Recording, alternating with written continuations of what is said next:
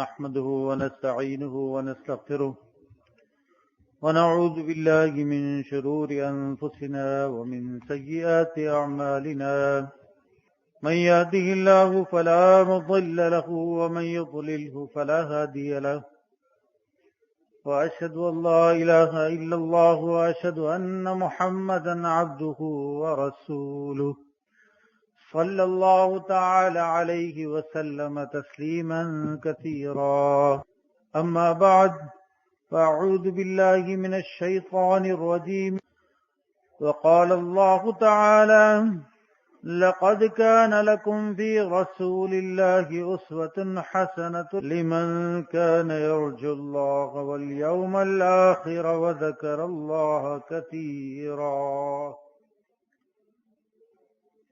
سورۃ الاحزاب 21واں پارہ آپ کے سامنے اس سورہ کی 21ویں آیت تلاوت کی گئی۔ سورۃ الاحزاب مدینے میں نازل ہونے والی سورہ ہے اور اس سورہ کا نام الاحزاب اس مناسبت سے رکھا گیا ہے۔ احزاب یہ جمع ہے حزب کی، اور حزب جو ہے یہ اسم الجمع ہے، اس کے معنی گروہ کے ہوتے ہیں۔ اور یہ یہاں احزاب اس حوالے سے کہا گیا کہ یہ اسلامی تاریخ کا تیسرا بڑا غزوہ ہے کہ جب جنگ بدر میں شکست کھانے کے بعد اور احد کے اندر معاملہ تقریباً برابری کے اوپر ختم ہونے کے بعد مشرکین مکہ نے تمام عرب کے اندر وفود بھیجے ہیں اور آگ لگائی ہے اہل ایمان کی اس بستی کے خلاف جو مدینے میں آباد تھی، جہاں ایک اسلامی معاشرے کے خد و خال واضح ہو رہے تھے، پیدر پہ اللہ تعالیٰ کے احکامات نازل ہو رہے تھے اور اہل ایمان کی تربیت اور ان کے تزکیے کے لیے احکامات نازل ہو رہے تھے۔ تو یہ اسلامی تاریخ کا تیسرا بڑا غزوہ ہے اور تقریباً سارا عرب ہی ہے جو امڑ آیا ہے۔ مالک اس صورتحال کا تھوڑا سا جائزہ پیش کرتا ہے، یہ آیات ہمارے پیش نظر رہیں کہ ایمان جو ہے اس کے ساتھ جو آزمائش ہے یہ لازمی ہے۔ مالک نے سورہ عنکبوت میں بیان فرمایا احسب الناس ان يتركوا ان يقولوا آمنا وهم لا يفتنون، کہ کیا لوگوں نے یہ گمان کر لیا ہے کہ وہ یہ کہہ دیں آمنا ہم ایمان لائے اور لا یفتنون، اور انہیں فتنے میں مبتلا نہیں کیا جائے گا، آزمائش میں مبتلا نہیں کیا جائے گا۔ مالک بیان فرماتا ہے یا ایھا الذین آمنوا اذکروا نعمت اللہ علیکم، اے لوگوں جو ایمان لائے ہو یاد کرو اللہ کی اس نعمت کو جو اس نے تم پر کی ہے۔ اذ جاءتکم جنود، جب تمہارے اوپر جنود لشکر امڑ آئے ہیں، فارسلنا علیہم ریحا وجنودا لم تروها، ہم نے ان کے اوپر ہوا بھیجی ہے، تیز ہوا، اور ایسے لشکر بھیجے ہیں جنہیں تم دیکھ نہیں سکتے تھے۔ لم تروها یعنی اللہ نے فرشتوں سے مدد کی ہے۔ وَكَانَ اللَّهُ بِمَا تَعْمَلُونَ بَصِيرًا، اور بے شک اللہ ان تمام اعمال سے خبردار ہے، دیکھتا ہے جو تم کرتے ہو۔ اِذْ جَاءُوكُمْ مِنْ فَوْقِكُمْ وَمِنْ أَسْفَلَ مِنْكُمْ، جب وہ آئے ہیں تمہارے اوپر سے یعنی اونچائیوں سے اور نیچے کی طرف سے یعنی ہر طرف سے لشکر امڑ آئے تھے۔ اس غزوے کے معاملے میں جب اللہ کے رسول صلی اللہ علیہ وسلم نے دیکھا ہے کہ تقریباً سارا عرب ہی امڑانے کو تیار ہے، نبی علیہ السلام کا جو جاسوسی نظام تھا خبرداری کا بہت مضبوط تھا، آپ کو اطلاع ملی ہے، تو آپ نے اپنے صحابہ سے مشورہ کیا ہے کہ کیا کیا جائے اس صورتحال میں۔ سلمان فارسی رضی اللہ تعالیٰ عنہ انہوں نے مشورہ دیا ہے کہ جب ہم پر ایسی کوئی صورتحال آتی تھی کہ کوئی طاقتور دشمن آتا تھا تو ہم جو دشمن کے راستے ہوتے تھے ہم اپنے شہر کے اطراف جو ہے گہری اور چوڑی جو ہے خندق کھود لیا کرتے تھے. نبی علیہ السلام کو یہ مشورہ پسند آیا ہے اور یہ فیصلہ ہوا ہے کہ جن اطراف سے حملوں کا خطرہ ہے وہاں گہری اور چوڑی خندق کھود لی جائے. اور یہ خندق کھودنا کوئی آسان کام نہیں تھا، پہاڑی علاقہ ہے. خندق کھود رہے ہیں، ایک صحابی آتے ہیں اللہ کے رسول صلی اللہ علیہ وسلم کے پاس اور پیٹ سے کپڑا اٹھا کر دکھاتے ہیں. نبی علیہ السلام دیکھتے ہیں ایک پتھر بندھا ہوا. بھوک کا عالم ہے، غربت کا عالم تھا. تو نبی علیہ السلام اپنے پیٹ سے کپڑا اٹھاتے ہیں، وہاں 2 پتھر بندھے ہوئے. نبی علیہ السلام دعا فرماتے جا رہے ہیں کہ اللہم لا عیش الا عیش الاخر فاغفروا للانصار والمہاجر، کہ اللہ عیش تو بس آخرت کا عیش ہے، تو بس انصار و مہاجرین کی مغفرت فرما دے. یہ آزمائش آئی ہے، اللہ رب العزت بتا رہا ہے کہ وہ اوپر سے بھی آئے، وہ نیچے سے بھی آئے. اور وَإِذْ زَاغَتِ الْأَبْصَارُ وَبَلَغَتِ الْقُلُوبُ الْحَنَاجِرَ وَتَظُنُّونَ بِاللَّهِ الظُّنُونَ، آنکھیں ہیں خوف کے مارے پتھر آ گئی ہیں اور دل اچھل کر گلوں میں اٹکے ہیں. یہ خوف کی کیفیت ہے، جب اپنے عروج پر ہوتا ہے تو ایسی کیفیات آتی ہیں. اور تم جو ہے اللہ کے بارے میں گمان کرنے لگے. فرمایا ہنالک ابتلی المؤمنون وزلزلوا زلزالا شدیدا، کہ اس وقت مومن جو ہیں پوری طرح آزمائے گئے اور ہلا مارے گئے. یہ آزمائشوں کی بھٹی میں جب یہ ایمان تپتا ہے تبھی یہ کندن بنتا ہے. جب تک سونے کو تپایا نہیں جاتا وہ کندن نہیں بنتا، اس کی خوبصورتی باہر نہیں آتی. تو یہ ایمان آزمائشوں کی بھٹی میں تب کر کندن بنتا ہے. لیکن یہ آزمائش، امتحان، یہ ایسی چیز ہے جس میں ہر ایک کامیاب بھی نہیں ہوتا ہے. تو فرمایا کہ ایمان والے تو شدید آزمائے گئے، ہلا مارے گئے. وَإِذْ يَقُولُ الْمُنَافِقُونَ وَالَّذِينَ فِي قُلُوبِهِم مَّرَضٌ مَّا وَعَدَنَا اللَّهُ وَرَسُولُهُ إِلَّا غُرُورًا، کہ منافق ہیں وہ کہنے لگے جن کے دلوں میں مرض تھا، بیماری تھی، ما وعدنا اللہ ورسولہ الا غرورا، کہ اللہ اور اس کے رسول نے جو وعدے کیے تھے وہ سوائے دھوکے کے کچھ اور نہیں تھے. ہم سے تو دنیا کی حکمرانی کے وعدے کیے جا رہے تھے، ہمیں تو یہ بتایا جا رہا تھا کہ تمہیں دنیا بھی حکمرانی ملے گی، آخرت میں حکمرانی ملے گی. یہاں تو صورتحال یہ ہے کہ اب یہ تو سارا عرب امڑ آیا ہے مٹا ڈالنے کے لیے، کون بچائے گا؟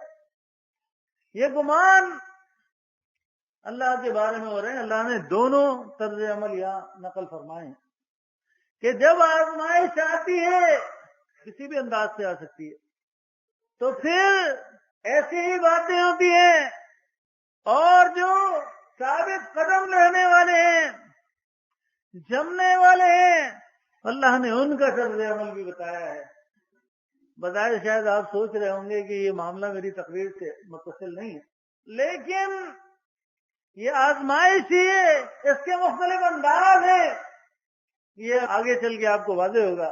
فرمایا وَلَمَّا رَأَى الْمُؤْمِنُونَ الْأَحْزَابَ قَالُوا هَذَا مَا وَعَدَنَا اللَّهُ وَرَسُولُهُ وَصَدَقَ اللَّهُ وَرَسُولُهُ، تو جب مومنوں نے اہل ایمان نے ان لشکروں کو دیکھا ہے کہا یہی تو اللہ اور اس کے رسول صلی اللہ علیہ وسلم کا وعدہ تھا، اور وَصَدَقَ اللَّهُ وَرَسُولُهُ، اللہ اور اس کے رسول صلی اللہ علیہ وسلم نے سچ کہا تھا کہ بلا شک و شبہ جنت کی خوشخبری دی گئی تھی، دنیا کی حکمرانی کی خوشخبری دی گئی تھی، لیکن بتایا گیا تھا کہ اس راہ میں چلتے ہوئے یہ موقع آئے گا کہ یہ جان بھی اللہ کے راستے میں دینی پڑے گی، یہ مال بھی اللہ کے راستے میں دینا پڑے گی. یہ ایسے نہیں مل جائے گی، ٹھنڈے پیٹوں یہ نہیں ملا کرتی ہے.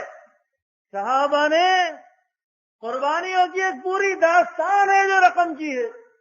جسمانی اذیتیں، ذہنی کوف، مالی تنگی، یہاں تک کہ وہ زمین ان کے رہنے کے لیے تنگ کی گئی جو ان کا آبائی وطن تھی، جو ان کی آبائی جگہ تھی، پرکھوں کی جگہ تھی، باپ دادا کی جگہ تھی، اس سے ہجرت کے اوپر مجبور کر دیے گئے. انہوں نے بھی اس وطنیت کے دکھ کی پرواہ نہیں کی ہے، اس کو بٹھو کر مار دیا. فرمایا وما زادہم الا ایمانا و تسلیما. اس آزمائش نے، اس کڑے وقت نے ان کے ایمان میں اور اطاعت کے اندر زیادتی ہی کی ہے، اس کے اندر کوئی کمی نہیں آئی ہے. یہ عذاب کا ذکر آیا، اسی حوالے سے سورہ کا نام عذاب رکھا گیا. تو یہ آزمائش جو ہے یہ لازمی شرط ہے. جو آیت آپ کے سامنے تلاوت کی گئی ہے اس میں فرمایا گیا لقد كان لكم في رسول الله اسوة حسنة لمن كان يرجو الله واليوم الآخر وذكر الله كثيرا. کہ تحقیق تمہارے لیے محمد صلی اللہ علیہ وسلم کی زندگی میں طریقے کے اندر بہترین نمونہ ہے. آپ کا قول، آپ کا عمل، آپ کی زندگی میں اہل ایمان کے لیے بہترین نمونہ ہے. کن کے لیے؟ لمن کان یرجو اللہ والیوم الآخر وذکر اللہ کثیرا. ایک شرط بیان کی ہے مالک نے کہ ان کے لیے جو اللہ کے اوپر ایمان رکھتے ہیں، یوم آخر کے اوپر ایمان رکھتے ہیں اور اللہ کا ذکر کثیر کرنے والے ہیں، کثرت سے اللہ کو یاد کرنے والے ہیں. آج ایسے گروہ پائے جاتے ہیں جن کے لیے نبی علیہ السلام کا عمل حجت نہیں ہے، اچھا عمل ہے، لیکن اللہ کے رسول صلی اللہ علیہ وسلم کی اطاعت ہر معاملے میں، ہر انداز سے اللہ کے رسول صلی اللہ علیہ وسلم کا قول و عمل جو ہے وہ آخری بات سے حجت ہے. سورہ النساء میں بیان فرمایا یا ایھا الذین آمنوا اطیعوا اللہ واطیعوا الرسول واولی الامر منکم. کہ اے لوگوں جو ایمان لائے ہو، اطاعت کرو اللہ کی اور اطاعت کرو اللہ کے رسول صلی اللہ علیہ وسلم کی، اور اطاعت کرو جو تم میں صاحب امر ہوں، اپنے امراء کی اطاعت کرو. اللہ اور اس کے رسول صلی اللہ علیہ وسلم کی اطاعت جو ہے وہ غیر مشروط ہے، اور جو امراء ہیں ان کی اطاعت ہے وہ معروف میں. نبی علیہ السلام نے فرمایا لا طاعت فی معصیت الخالق، کہ خالق کی معصیت میں، نافرمانی میں کوئی اطاعت نہیں. اور فرمایا اطاعت کے معاملے میں اللہ اور اس کے رسول صلی اللہ علیہ وسلم کے واضح احکامات کے معاملے میں تو کوئی اشکال ہو نہیں سکتا. ہاں اگر کہیں اختلاف آ جائے کسی فروعی مسئلے کے اندر، کسی اور معاملے کے اندر، تو بتا دیا فَإِن تَنَازَعْتُمْ فِي شَيْءٍ فَرُدُّوهُ إِلَى اللَّهِ وَالرَّسُولِ إِن كُنتُمْ تُؤْمِنُونَ بِاللَّهِ وَالْيَوْمِ الْآخِرِ. یہ بات ذہن میں رہے کہ اللہ نے یہ نہیں کہا کہ اختلاف پیدا نہیں ہوگا. ظاہر مختلف الخیال لوگ ہوتے ہیں، مختلف اذہان کے، مختلف ذہنوں کے لوگ ہوتے ہیں، تو رائے کا اختلاف ہو سکتا ہے، ممکن ہے، لیکن اختلاف جو ہے وہ افتراق کی شکل اختیار نہ کرے، تفرقے کی شکل اختیار نہ کرے. اس کو سب ناپسندیدہ کہا گیا. یہ اہل ایمان کی جماعت کے لیے غیر قابل قرار دیا ہے. اس کے حل کرنے کا طریقہ بتایا فَإِن تَنَازَعْتُمْ فِي شَيْءٍ. اگر تمہارے درمیان تنازع ہو جائے کسی معاملے کے اوپر، بحث و تکرار ہو جائے، جھگڑے کی صورت ہونے لگے، فَرُدُّوهُ إِلَى اللَّهِ وَالرَّسُولِ. تو اسے لوٹا دو اللہ کی طرف، اللہ کے رسول صلی اللہ علیہ وسلم کی طرف. اللہ کی طرف لوٹانے کا مطلب یہ ہے کہ اللہ کی کتاب کی طرف اس کو حکم بنایا جائے گا. اللہ کے رسول صلی اللہ علیہ وسلم کی طرف لوٹانے کا مطلب یہ ہے کہ اللہ کے رسول جب حیات تھے تو صحابہ اپنے معاملات کو اللہ کے رسول صلی اللہ علیہ وسلم کے پاس ہی لاتے تھے، لیکن بعد والے نبی علیہ السلام کے طریقے کے اوپر، اسوے کے اوپر، ان کے قول و عمل کے اوپر اس کو پیش کریں گے، وہاں سے رہنمائی لیں گے. اللہ کے رسول کی صحیح حدیث کی طرف لوٹا دو، یعنی ان سے فیصلہ کرو. فرمایا ان کنتم تؤمنون باللہ والیوم الآخر. اگر تم اللہ اور یوم آخر کے اوپر ایمان رکھتے ہو، ذالک خیر واحسن تاویلا، اور یہ انجام کے لحاظ سے بہترین بات ہے. دوسری جگہ سورہ نساء میں فرمایا وَمَن يُطِعِ اللَّهَ وَرَسُولَهُ، جس نے اللہ کی اطاعت کی، اللہ کے رسول صلی اللہ علیہ وسلم کی اطاعت کی، فرمایا فَأُولَٰئِكَ مَعَ الَّذِينَ أَنْعَمَ اللَّهُ عَلَيْهِم مِّنَ النَّبِيِّينَ، کہ وہ انعام یافتہ لوگوں کے ساتھ ہوگا۔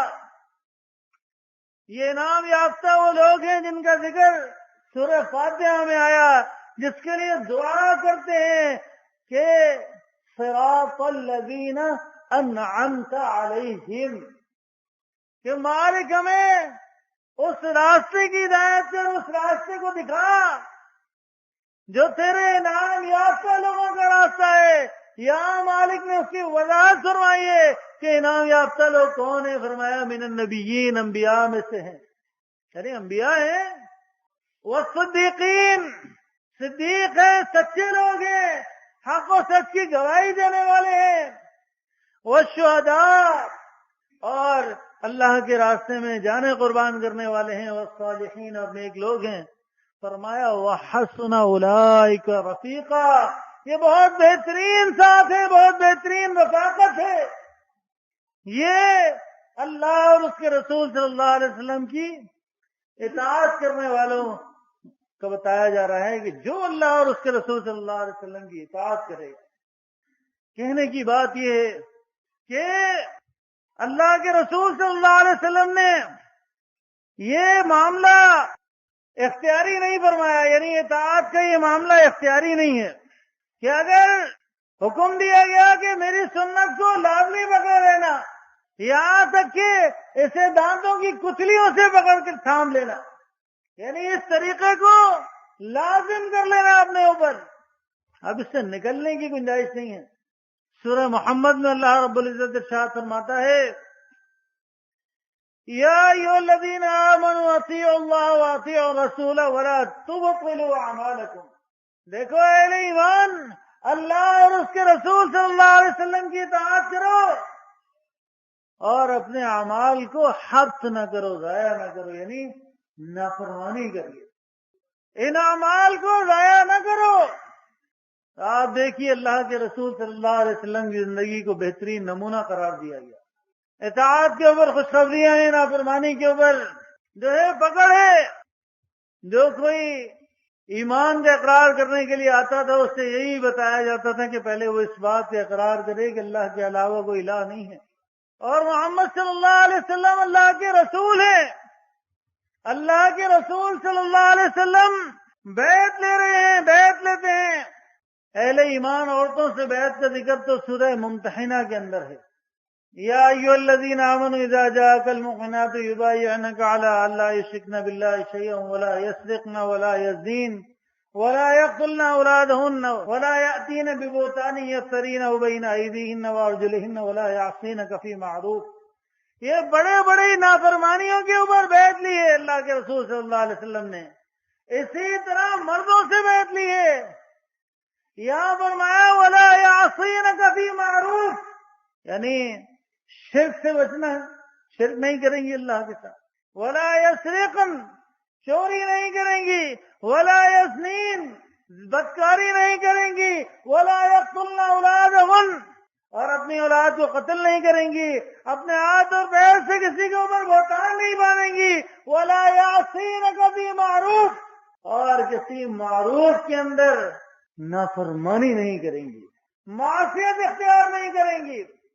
اور یہی بات ہے صحیح بخاری کتاب الانبیاء میں عبادہ بن صامت کی روایت میں آیا کہ لیلۃ العقبہ کے اندر سے عبادہ بن صامت رضی اللہ عنہ کہتے ہیں نبی علیہ السلام کی ارد صحابہ کی ایک جماعت بیٹھی تھی۔ نبی علیہ السلام نے فرمایا کیا میرے ہاتھ پر بیعت کرو کہ اللہ کے ساتھ کسی کو شریک نہ کرو گے، چوری نہ کرو گے، بدکاری نہ کرو گے، اور اپنی اولاد کو قتل نہیں کرو گے، اور کوئی ایسا بہتان نہیں مانو گے جو تم اپنے ہاتھ اور پاؤں کے درمیان سے اختراع کرو، یعنی کسی کے اوپر جھوٹا الزام نہیں لگاؤ گے، اور ولا تعصوا فی معروف، اور کسی معروف بات میں، کسی معروف حکم میں نافرمانی نہیں کرو گے، اور جو شخص اس بیعت کو پورا کرے گا اس کا اجر اللہ کے پاس ہے۔ تو کسی معروف بات میں اللہ کے رسول صلی اللہ علیہ وسلم کی نافرمانی اس کی کوئی گنجائش اہل ایمان کی زندگی میں تو نہیں ہے، الا یہ کہ اگر معمولی باتوں کے اندر معمولی کوتاہیاں ہو جائیں تو اللہ رب العزت نے ایسے انتظام کر رکھے ہیں کہ گناہ کو مٹاتا رہتا ہے، نیکیاں کرتا رہتا ہے انسان، اس کے گناہ مٹتے رہتے ہیں۔ ہاں جو معروف بڑے گناہ ہیں، بڑی نافرمانی ہے اللہ کی واضح آیات کی، کھلی خلاف ورزی ہے، اس کی گنجائش تو اہل ایمان کی زندگی میں نہیں ہے۔ لیکن میرے بھائی یہ بات یاد رہے کہ فرائض تو اللہ نے جو عائد کیے ہیں انہیں تو پورا کرنا ہی ہے، اور ان کے بارے میں تو پوچھ ہوگی۔ اسی طرح وہ چیزیں بھی فرض ہیں جن کو کرنے کا حکم دیا گیا ہے، اور وہ باتیں بھی فرض ہیں جن کے نہ کرنے کا حکم دیا گیا ہے، یعنی وہ بھی فرض ہے کہ ان کاموں کو نہ کیا جائے، کیا کیا جائے اور کیا نہ کیا جائے، زندگی کے کس معاملے کو کس موقع کے اوپر کس طرح کے کام کیے جائیں گے، کس طرح کے کام نہ کیے جائیں گے۔ اللہ کی کتاب فرماتی ہے سورۃ الحشر کے اندر کہ کیا کام کیا جائے اور کیا کام نہ کیا جائے۔ تو اللہ نے انسانوں کو پیدا کیا ہے، ان کے درمیان نبی بنایا ہے، نبی مبعوث کیا ہے، اس کے بعد اللہ نے اپنا قانون اتارا ہے، اللہ نے اپنی کتاب اتاری ہے۔ اور آپ دیکھیں یہ کتاب ایسے نہیں اتاری ہے کہ ایک کتاب اتار دی اور لوگوں کے سامنے آ گئی کہ جی اس پہ عمل کر لیں، ایسا نہیں ہے۔ فرمایا سورہ آل عمران کے اندر لقد من اللہ علی المؤمنین، کہ یہ اللہ کا احسان ہے مومنوں کے اوپر، اذ بعث فیہم رسولا منہم، کہ اس نے رسول مبعوث کیا ہے انہی میں سے، یعنی انہی جیسا، تخلیق کے اعتبار سے، ضروریات کے اعتبار سے، خصوصیات کے اعتبار سے انہی جیسا، کہ اس کو بھی کھانے کی ضرورت پڑتی ہے، اس کو بھی پینے کی ضرورت پڑتی ہے، بازاروں میں وہ بھی چلتا پھرتا ہے، جو ضروریات تمہیں پیش آتی ہیں، جو حاجات تمہاری ہیں، اسے بھی پیش آتی ہیں۔ کیوں کہ اگر رسول منہم نہیں ہوتا، کوئی اور مخلوق ہوتا تو پھر لوگ اس کی اتباع نہیں کر سکتے تھے، ان کے پاس عذر ہوتا کہ اگر یہ تو فرشتہ ہے، اس کو تو فلانے کام کی ضرورت نہیں ہے، ہمیں تو ضرورت پیش آتی ہے، اس کو تو یہ مشکل نہیں ہے، ہمیں تو مشکل پیش آتی ہے۔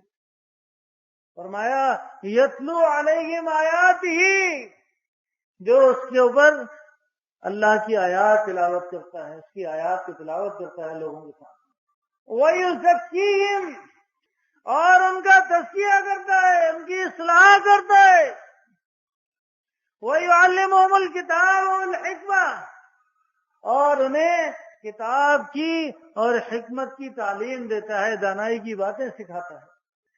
وَإِنْ كَانُوا مِنْ قَبْلُ لَفِي ضَلَالٍ مُبِينٍ، اور وہ یہ تھے اس سے پہلے سری گمراہی کے اندر۔ تو اللہ نے نبی علیہ السلام کو معلم بنا کر بھیجا ہے، سکھانے والا بنا کر بھیجا ہے۔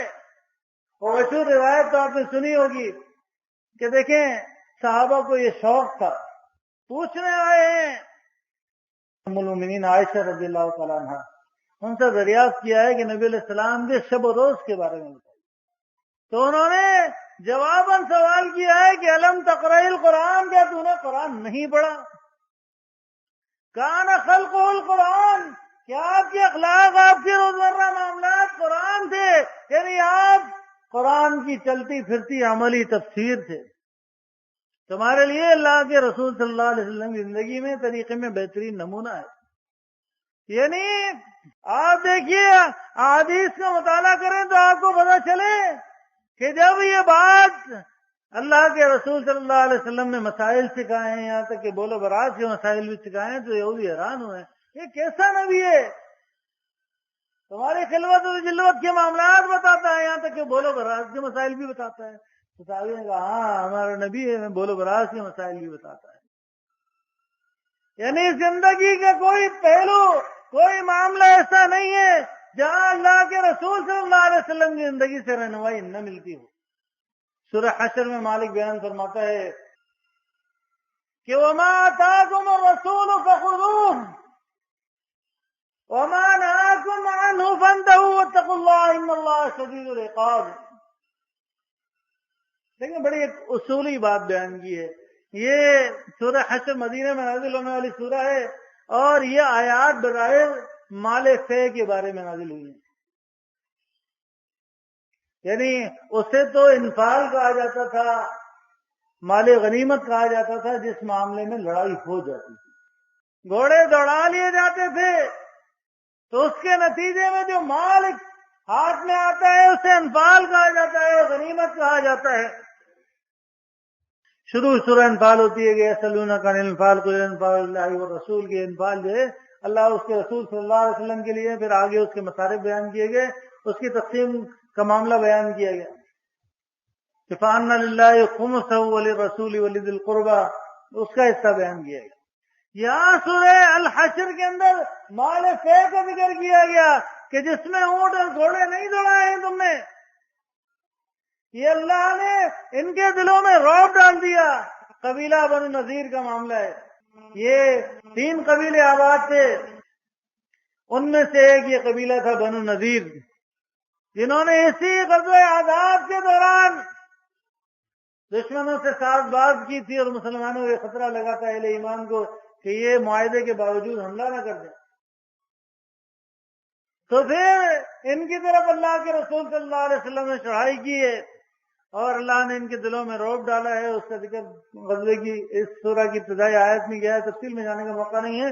بہرحال اللہ رب نے بتایا یہ وہ مال ہے جس کے اوپر تم نے، یہ مال تمہاری لڑائی کے نتیجے میں نہیں آیا، تمہارے گھوڑے اور اونٹ دوڑانے کے نتیجے میں نہیں آیا، بلکہ اللہ نے عطا کیا ہے اپنے رعب سے، تو اس کے مصارف کو بیان کیا ہے، اور ساتھ ساتھ وہاں یہ بھی بتایا کہ یہ اللہ کے لیے، اللہ کے رسول صلی اللہ علیہ وسلم کے لیے، غرباء کے لیے، یتامہ کے لیے، مسافرین کے لیے، مساکین کے لیے، فرمایا کئی لا یکون دونۃ بین الاغنیاء منکم، یہ تقسیم اس لیے ہے کہ یہ مال تمہارے مالداروں کے درمیان ہی گردش نہ کرتا رہے۔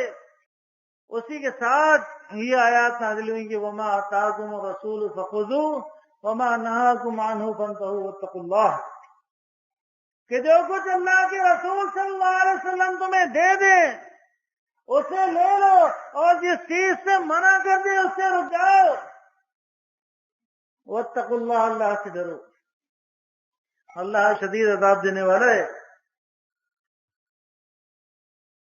تو بظاہر تو یہ آیات مال فے کے بارے میں، لیکن صحابہ نے اس سے کیا سمجھا ہے؟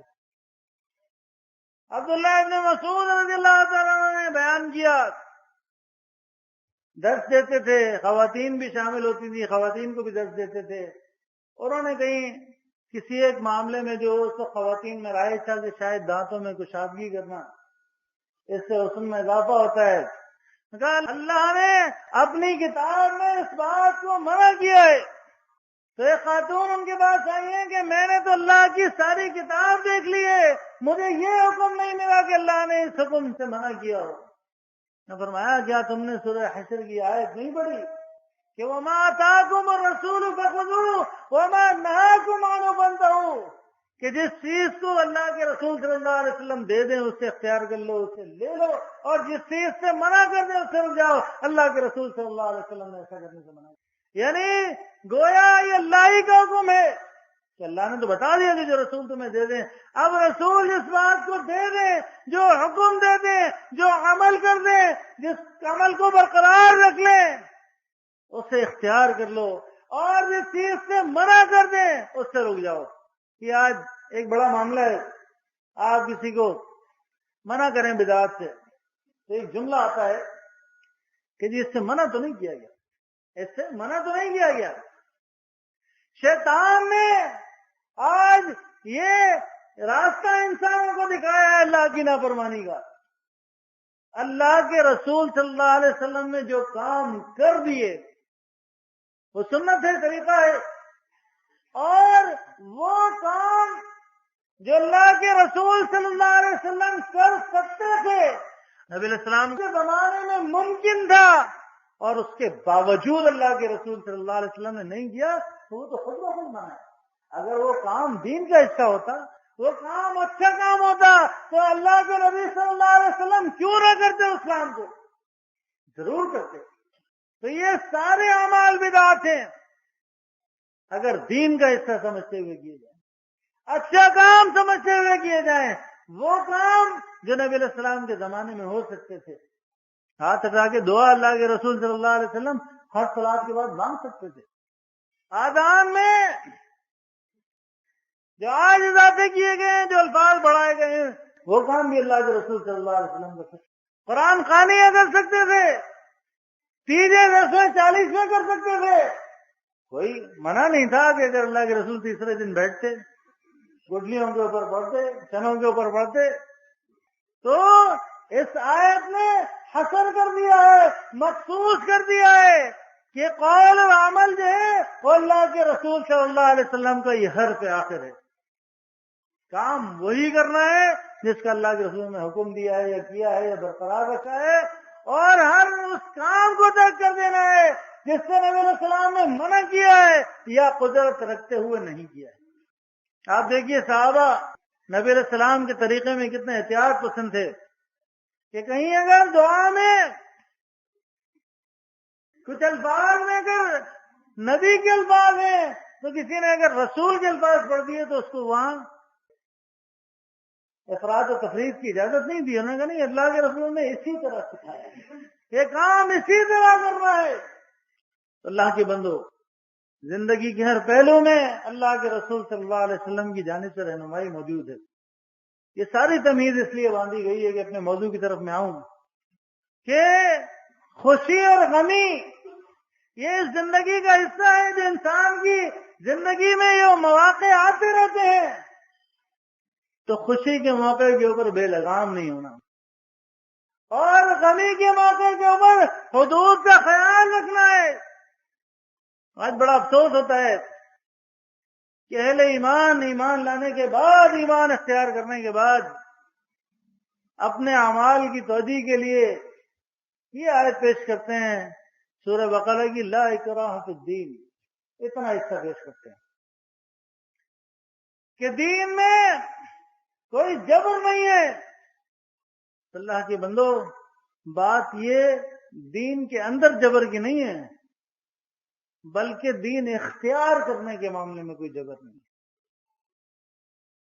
یعنی دین اختیار کرنے میں کسی کو مجبور نہیں کیا جائے گا، کسی کے سر پہ پستول نہیں رکھی جائے گی، کسی کی گردن پہ تلوار نہیں رکھی جائے گی کہ تم ایمان لے آؤ۔ یہ دین اختیار کرنے کے معاملے میں جبر نہیں ہے۔ نہیں تو اسلام، یہ قرآن ایک پورا ضابطہ حیات ہے، یہ زندگی کا آئین ہے، زندگی کا قانون ہے۔ اللہ کے رسول صلی اللہ علیہ وسلم نے سارے کام کیے ہیں، خوشی کے مواقع بھی آئے ہیں، غم کے مواقع بھی آئے ہیں، تکلیف اور قید کے مواقع بھی آئے ہیں، اللہ کے رسول صلی اللہ علیہ وسلم کا قول و عمل موجود ہے۔ خوشی کے مواقع، اس میں ایک بڑا موقع جو ہے وہ شادی کا ہے، نکاح کا ہے۔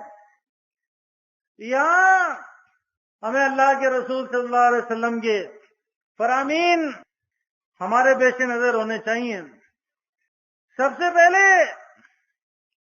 نکاح کا معیار ہے کہ نکاح کرتے وقت کن چیزوں کو ملحوظ خاطر رکھنا ہے۔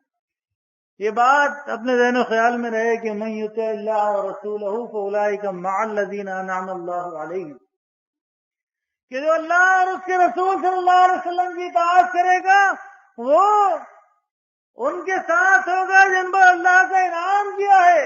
یہ اب ہمارا اور آپ کا اختیار ہے، ہمارا اور آپ کا انتخاب ہے، ہمارے اور آپ کی چوائس ہے کہ ہم کیا واقعی انعام یافتہ لوگوں کا ساتھ چاہتے ہیں تو ہمیں کیا کرنا پڑے گا؟ اطیعوا اللہ واطیعوا الرسول، اللہ اور اس کے رسول صلی اللہ علیہ وسلم کی اطاعت کرنی پڑے گی۔ کیا کرنا پڑے گا؟ ولا یعصونک فی معروف ولا تعصوا فی معروف، ہمیں معروف میں کسی نافرمانی کا ارتکاب نہیں کرنا پڑے گا۔ ایک اہم فیصلہ کرنے جا رہے ہیں زندگی کا، بیٹے کی زندگی کا، اور خود ہیں تو خود اپنی زندگی کا۔ نبی علیہ السلام کا فرمان پیش نظر رہے۔ ابو ہریرہ رضی اللہ عنہ فرماتے ہیں کہ نبی علیہ السلام نے فرمایا کہ شادی کے وقت، نکاح کے وقت عورت میں 4 باتیں دیکھی جاتی ہیں۔ پیغام بھیجنے سے پہلے، پیغام بھیجتے وقت جن باتوں کو مد نظر رکھا جاتا ہے وہ 4 باتیں ہیں۔ فرمایا مال، کہ سب سے پہلے مال دیکھتے ہیں لوگ، پھر اس کے بعد حسب و نسب دیکھتے ہیں، خاندان دیکھتے ہیں، فرمایا اس کے بعد حسن و جمال دیکھتے ہیں، اور اس کے بعد جو ہے دینداری کو دیکھتے ہیں۔ فرمایا تجھے دیندار کو حاصل کرنا چاہیے، یعنی دین تمہاری ترجیحات میں پہلے نمبر کے اوپر ہو، کہ سب سے پہلے جو چیز تم نے دیکھنی ہے وہ اللہ کا دین ہے، کہ دیندار ہے، اہل ایمان ہے۔ اور فرمایا اگر تو ایسا نہ کرے، ایسا اس بات کو نہ مانے، فرمایا تیرے دونوں ہاتھ خاک آلودہ ہو جائیں۔ یہاں یہ ترغیب ہے، اللہ کا فرمان ہے وَلَا تَنكِحُوا الْمُشْرِكَاتِ حَتَّى يُؤْمِنْ، سورہ بقرہ، کہ دیکھو مشرکات سے نکاح نہ کرو یہاں تک کہ وہ ایمان، جب تک ایمان نہ لے آئے۔ اور اگر کوئی اہل ایمان کی آزاد عورت میسر نہیں ہے، وَلَا أَمَةٌ مُؤْمِنَةٌ خَيْرٌ مِّن مُشْرِكَةٍ وَلَوْ أَعْجَبَتْكُمْ، اگر وہ میسر نہیں ہے تو ایک لونڈی بہتر ہے اس مشرکہ سے جس کو تم پسند کرتے ہو۔ یعنی کن باتوں کی وجہ سے؟ مال کی وجہ سے پسند آئے گی، خوبصورتی کی وجہ سے پسند آئے گی، اصل نسب کی وجہ سے پسند آئے گی، تو اپنا معیار کم کر لو۔ لونڈی اور غلام تو آج نہیں ہوتے، لیکن اپنے سے کم حیثیت والے پر یا ان معاملات میں کم حیثیت والے کو اختیار کر لو، اس لڑکی کو لے آؤ۔ کیوں؟ فرمایا اولئک یدعون الی النار، یہ تمہیں آگ کی طرف بلاتے ہیں، واللہ یدعو الی الجنۃ والمغفرۃ باذنہ، اللہ اپنے حکم سے تمہیں اپنی جنت اور مغفرت کی طرف بلاتا ہے۔ یہ قرآن کا واضح حکم ہے، تو معروف میں نافرمانی نہیں کرنی ہے۔ ہاں، سورہ مائدہ میں اللہ رب العزت نے اس بات کی رخصت دی ہے کہ اہل کتاب کی محسنات کو حلال کیا گیا ہے، ان کا کھانا بھی حلال کیا گیا ہے، اور اہل کتاب کی محسنات نیک عورتوں سے نکاح بھی حلال کیا گیا ہے۔ لیکن یہ ایک رخصت ہے، ایک معاملہ ہے کہ کہیں دعوت کی ایسی بات آ جائے، کہیں ایسا حالات پیدا ہو جائیں، تو اس معاملے کو اختیار کبھی کیا جا سکتا ہے، لیکن یہ ایک رخصت ہے۔ جو تاکیدی حکم ہے، اللہ اور اس کے رسول صلی اللہ علیہ وسلم کا فرمان ہے، وہ ہمارے پیش نظر رہے۔ یہ رخصت کی اجازت اضطراری حالات کے اندر ہوتی ہے۔ ابن عمر رضی اللہ تعالیٰ عنہ، عبداللہ بن عمر رضی اللہ عنہما کے متعلق نافع بیان کرتے ہیں کہ جب ان سے یہاں سورہ مائدہ میں اہل کتاب کی محسنات سے نکاح کا ذکر ہے، آپ دیکھیں کہ صحابہ میں بھی اس معاملے میں کیسا سخت معاملہ رکھتے تھے کہ جب ان سے نصرانی یا کسی یہودی عورت سے نکاح کے متعلق دریافت کیا جاتا ہے، یعنی اہل کتاب والے، تو وہ کہتے ہیں کہ اللہ تعالیٰ نے مسلمانوں پر مشرک عورتیں حرام قرار دی ہے، اور شرک کی بات اس سے بڑھ کر میں نہیں جانتا کہ کوئی عورت یہ کہے عیسیٰ علیہ السلام کو اپنا رب کہے، حالانکہ وہ اللہ کے مقبول بندوں میں سے ایک بندے، یعنی ان کا شیخ تو اللہ کی کتاب نے واضح بیان کیا ہے۔ صحابہ کی ترجیحات میں نہیں تھا کہ وہ کسی اہل کتاب عورت کو، مشرک عورت کو بیاہ کر رہے ہیں، کیونکہ اللہ کی کتاب نے واضح منع کیا ہے۔ یہ تو ایک رخصت ہے، اجازت ہے، یعنی ایسا نہیں ہے کہ کھانے کی اجازت دی ہے تو اہل کتاب کا کھانا ہی کھائیں، یہ ذبیحہ مراد ہے اس سے، کہ کبھی اگر اہل کتاب کا ذبیحہ تمہارے سامنے آ جائے تو حلال ہے، آج تو وہ بھی حلال نہیں ہے، کیونکہ اللہ کے دوسرے حکم کی نافرمانی ہے کہ اللہ کا نام لے لیا کرو اور پاک کر لیا کرو۔ آج اہل کتاب یہ کام نہیں کرتے ہیں، تو دونوں احکامات کو پیش نظر رکھنا ہے۔ آج اس لیے جھٹکے کا گوشت نہیں کھایا جا سکتا کہ اللہ کی کتاب نے کہہ دیا کہ اہل کتاب کا ذبیحہ تمہارے لیے حلال ہے، تو یہ حلال نہیں ہو سکتا، کیونکہ وہ ساری شرائط جو اللہ کی کتاب نے بیان کی ہے وہ پوری ہونی چاہیے۔ اور دوسرا جو بڑی نافرمانی ہے، قرآن کے حکم کی واضح خلاف ورزی ہے، وہ اپنی مومنہ بیٹی کا نکاح جو ہے مشرکین سے کر دینا، یہ بھی حرام کیا۔ وَلَعَبْدٌ مُؤْمِنٌ خَيْرٌ مِّن مُشْرِكٍ وَلَوْ أَعْجَبَكُمْ، دیکھو نکاح نہ کرو مشرکین سے، غیر مشرکین مردوں سے، مراد یہ کہ اپنی بیٹیوں کا، اپنے اہل ایمان خواتین کا، حتی یؤمنوا، جب تک کہ یہاں تک کہ وہ ایمان نہ لے آئے، وَلَا عَبْدٌ مُؤْمِنٌ خَيْرٌ مِّن مُشْرِكٍ وَلَوْ أَعْجَبَكُمْ، ایک غلام بہتر ہے اس مشرک سے جس کو تم پسند کرتے ہو۔ تو یہ تو ایسی بات ہے کہ جس کے لیے کوئی رخصت بھی موجود نہیں ہے۔ سورہ الممتحنہ میں فرمایا کہ لا ہن حل لہم ولا ہم یحلون لہم، اہل ایمان خواتین جب ہجرت کر کے آئے تو ان کا امتحان لے لو، اور جب تم امتحان لے لو اور سمجھ لو کہ یہ مومن ہے تو پھر ان کو کفار کی طرف لوٹانا نہیں ہے۔ یہ ان کے لیے حلال نہیں ہے، وہ ان کے لیے حلال نہیں ہے۔ یہ تو اللہ کی کتاب کے واضح احکامات ہیں، لیکن بہت افسوس کے ساتھ کہنا پڑتا ہے کہ اللہ کی کتاب کے واضح احکامات ہیں، اس کی خلاف ورزی ہوتی ہے۔ یہ ایمان اللہ کی نافرمانی سے روکتا نہیں ہے، اس کے لیے عذر تراشے جاتے ہیں، بہانے تراشے جاتے ہیں کہ جی رشتہ نہیں مل رہا۔ اللہ نے تو بتایا ہے کہ رشتہ مل جائے گا، تھوڑا سا معیار کم کر لو، تھوڑی سی ترجیحات اور تھوڑی سی ڈیمانڈ کم کر لو۔ پھر اللہ رب العزت فرماتا ہے کہ نبی علیہ السلام کا طریقہ ہے، پیغام نکاح ہے اور ولیمہ ہے، اور نکاح کے ساتھ ایک لازمی چیز مہر ہے۔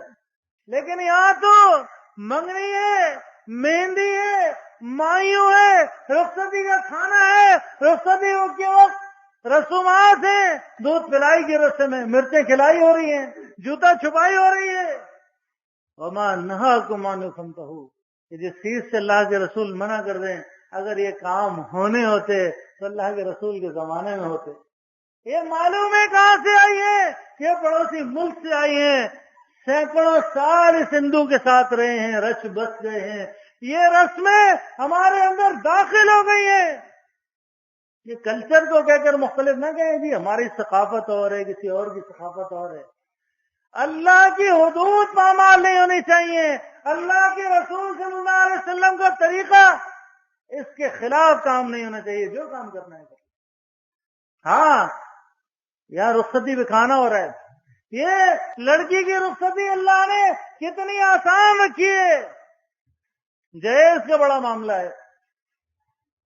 کہ یہ بھی ایک ہندوانہ رسم ہے اللہ کے بندوں، اسلام میں اس کی کوئی گنجائش نہیں ہے۔ یہ محض دکھاوا ہے کہ اگر لڑکی کو دینا ہے تو ساری زندگی پڑی ہے، یا لوگوں کے سامنے دکھا کے دینا ہے، اس کی نمائش کرنی ہے کہ لوگ دیکھیں ٹرک بھر کے سامان جا رہا ہے۔ اللہ کے رسول صلی اللہ علیہ وسلم کے زمانے سے تو ایسی کوئی بات نہیں ملتی۔ اللہ کے رسول صلی اللہ علیہ وسلم کی بیٹی کے لیے جو کچھ سامان تیار کیا گیا تھا وہ تو علی رضی اللہ تعالیٰ کی ذرا بیچ کے کیا گیا تھا، اور علی رضی اللہ تعالیٰ نے تو خود اللہ کے رسول صلی اللہ علیہ وسلم کی کفالت میں تھے۔ یہ جہیز کی دلیل نہیں ہے۔ ہاں جس بات کا حکم دیا گیا، اللہ نے فرمایا ان المبذرین کانوا اخوان الشیاطین، بے شک یہ فضول خرچ جو ہیں شیطان کے بھائی ہیں۔ اللہ نے فرمایا کہ یہ شیطان کے بھائی ہیں، فضول خرچ۔ تو یہ اسراف ہے، اللہ نے مال دیا ہے تو اس کو ان دعوتوں کے اوپر، ان چیزوں کے اوپر لٹایا جا رہا ہے۔ اللہ کے رسول صلی اللہ علیہ وسلم کی ایک حدیث میں انصار کی خواتین کے حوالے سے کہ ان کی آنکھ میں کوئی نقص تو مل جاتا ہے کہ اگر لڑکی کو تم نے ایک نظر دیکھنا ہے نہیں، اس کی آنکھوں کو دیکھ لو، اس خرابی کو دیکھ لو۔ آج تو یہ پورا آوے کا آوے بگڑ گیا ہے کہ پیغام نے کہا پہلے والدین طے کرتے تھے، ولی طے کرتے تھے، آج اللہ کے بندو یہ لڑکا لڑکی خود ہی طے کرتے۔ لیکن افسوس کا اظہار اس بات کو کرنا ہے کہ ہم نے اپنی اولاد کی تربیت صحیح نہیں کی ہے۔ آج یہ معاملات ہمارے درمیان بھی آ رہے ہیں۔ اوروں کا تو کہنا کہ اوروں کے لیے تو ساری آزادی کا معاملہ ہے کہ نامحرم سے ملاقات، اس کا دیکھنا، اس سے بات چیت، یہ کہاں ہے؟ مالک فرمایا قل للمؤمنین یغضوا من ابصارهم ويحفظوا فروجهم وقل للمؤمنات یغضضن من ابصارهن ويحفظن فروجهم، کہ اپنی نگاہوں کو نیچا رکھنا ہے۔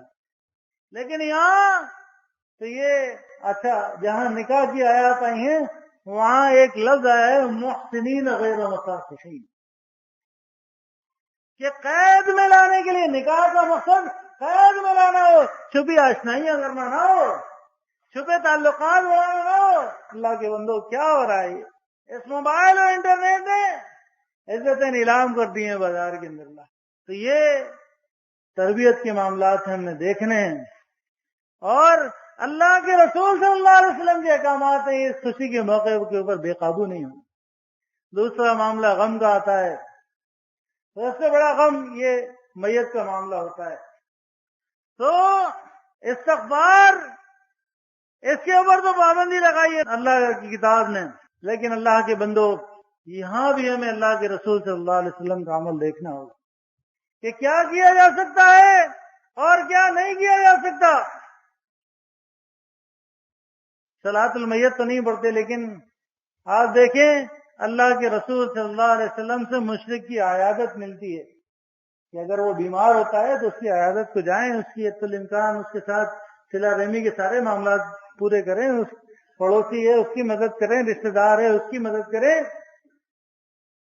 لیکن تعزیت، اس کے پرسے میں جانا، یہ اللہ کے رسول صلی اللہ علیہ وسلم سے ثابت نہیں ہے کہ وہاں بیٹھا جائے۔ کوئی دلیل اللہ کے رسول صلی اللہ علیہ وسلم کے عمل سے، صحابہ کے عمل سے آپ کو نہیں ملے گی۔ آج ایک معاملہ آتا ہے کہ علی رضی اللہ تعالیٰ عنہ کے والد ہیں ابو طالب، نبی علیہ السلام کے سگے چچا ہیں اور نبی علیہ السلام کے سرپرست رہے ہیں، اور بڑی انہوں نے نبی علیہ السلام کی حفاظت کی ہے، دفاع کیا ہے۔ ان کی موت کا معاملہ آتا ہے تو علی رضی اللہ تعالیٰ سے روایت ہے کہ جب کہ میں نے نبی علیہ السلام سے فرمایا کہ آپ کے بوڑھے اور گمراہ چچا کی موت آ گئی ہے، تو نبی علیہ السلام نے کہا کہ اپنے باپ کو دفن کر دو۔ یعنی اس سے اندازہ ہوتا ہے کہ کوئی انہیں دفن نہیں کر رہا تھا، کیونکہ نبی علیہ السلام کی حمایت بھی رہے تھے اور دشمنی رہی تھی۔ نبی علیہ السلام آخری وقت تک کہتے رہے کہ آپ میرے کان میں کلمہ کہہ دیں کہ میں کل اللہ کے دربار میں حجت پیش کر سکوں۔ وہ جو مخالفین بیٹھے تھے ابو جہل وغیرہ کہ ابو طالب کیا باپ دادا کے دین کو چھوڑ دو گے، تو انہوں نے اپنے باپ دادا کے دین کو اختیار کیا۔ تو نبی علیہ السلام نے کہا کہ جاؤ اپنے باپ کو دفن کر کے آ جاؤ۔ نبی علیہ السلام سے کتنا قریبی رشتہ تھا، ایک تو سگے چچا، دوسرا نبی علیہ السلام ان کی کفالت میں رہے تھے، نبی علیہ السلام کے والد تو یاد نہیں تھے، اور کتنا انہوں نے نبی علیہ السلام کا بچاؤ کیا تھا، دین کی حمایت کی تھی، اور یہاں تک کہ شیب ابی طالب میں ابو طالب اور قریش کے لوگوں نے نبی علیہ السلام کے ساتھ اس گھاٹی میں 3 سال کا وقت گزارا تھا، لیکن اس کے باوجود نبی علیہ السلام وہاں نہیں گئے۔ نبی علیہ السلام نے کسی معاملے میں حصہ نہیں لیا ہے، صرف علی رضی اللہ عنہ کو اتنا حکم دیا کہ جا کے دفن کر کے آ جاؤ، اور فرمایا اس کے علاوہ کوئی اور کام نہیں کرنا۔ کیا بات کی ہدایت کی کہ اگر کوئی دفن نہیں کر رہا ہے، یعنی اندازہ یہی ہوتا ہے تو تم دفن کر کے آ جاؤ، اس کے علاوہ کوئی اور کام نہیں کرنا تم، اور میرے پاس لوٹ آنا۔ وہ فرمایا کہ میں ان کو دفن کر کے لوٹ کے آ گیا تو بس آپ نے مجھے غسل کرنے کا فرمایا، بس میں نے غسل کیا، آپ نے میرے لیے دعا فرمائی۔ تو یہ اتنے قریبی رشتہ دار، باپ اور بیٹے کا معاملہ تھا، چچا اور بھتیجے کا معاملہ تھا۔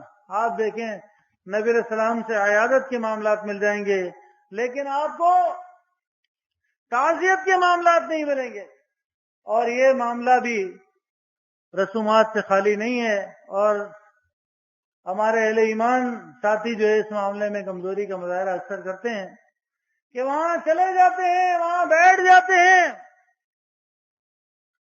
اور وہاں یہ سارے کام ہو رہے ہوتے ہیں، ہاتھ اٹھا کے دعا بھی مانگی جا رہی ہوتی ہے، قرآن خوانیاں بھی ہو رہی ہوتی ہیں، دانے بھی پڑے جا رہے ہوتے ہیں، چنے بھی پڑے جا رہے ہوتے ہیں، بے شک ہمارے ساتھی حصہ نہیں لیتے، لیکن مالک فرماتا ہے کہ اذا رأيت الذين يخوضون في آياتنا فأعرض عنهم حتى يخوضوا في حديث غيره، کہ جب تم دیکھو کہ اللہ کی آیات کا مذاق اڑایا جا رہا ہے، یعنی اللہ کی نافرمانی ہو رہی ہے، تو فأعرض عنهم، ان سے علیحدہ ہو جاؤ، حتى يخوضوا في حديث غيره، یہاں تک کہ وہ کوئی دوسرا کام نہ کرنے لگے، دوسری بات نہ کرنے لگے۔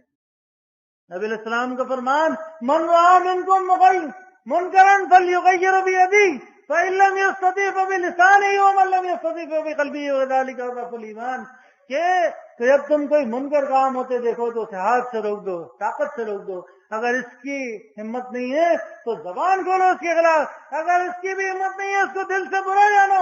दिल से बुरा जानने का मतलब ये है कि फिर वहां बैठेगा नहीं, शिरकत नहीं करेगा। वहां पता है कि अल्लाह की फरमाबरदारी के काम नहीं होने,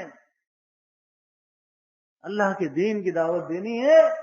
या तो फिर मौका है, ये दफन करते वक्त का मौका है या मैयत के वक्त का मौका है। अगर दावत दे सकता है ईमान की तो वो दे सकता है। उसके लिए तो मौके हैं कि जहां भी लोग जमा हो दावत दे सकता है, लेकिन वहां रिश्तेदारी निभाने के लिए, शक्ल दिखाने के लिए नहीं बैठेगा। और नबी अलैहिस्सलाम की हदीस का आखिरी से बात अपनी खत्म कर रहा हूं। तो फरमाया फिर इसके बाद कोई ईमान नहीं है, यानी अगर दिल में बुरा जानना भी नहीं है, अमल से उसका इज़हार भी नहीं है, फिर राई के दाने के बराबर भी ईमान नहीं है। ये रसूमात नहीं है, ये खानों के इंतजाम नहीं है, तावन नहीं है, फातिहा नहीं है, बरसियां नहीं है। अल्लाह के बंदो, ये सारे मुनकर काम हैं।